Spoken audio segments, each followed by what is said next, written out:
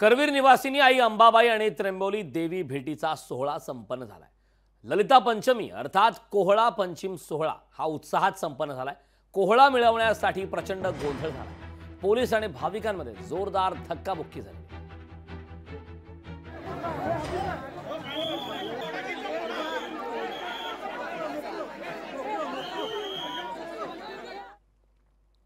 अंबाबाईने जेव्हा कोल्हासूर राक्षसाचा वध केला त्या वधानंतर एक सोहळा आयोजित केला होता आणि त्या सोहळ्याला अंबाबाई आपली सखी जी मैत्रीण आहे त्र्यंबोली देवी तिला बोलवायचं विसरते आणि ते विसरल्यामुळे त्र्यंबोली देवी एवढ्या रामवर येऊन रुसून बसलेली आहे।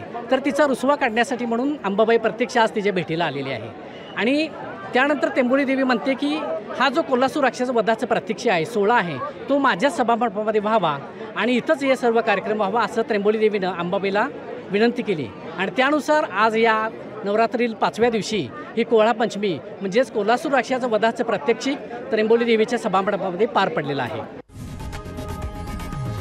लोकशाही मराठी ऐका, पहा, जागरूक रहा।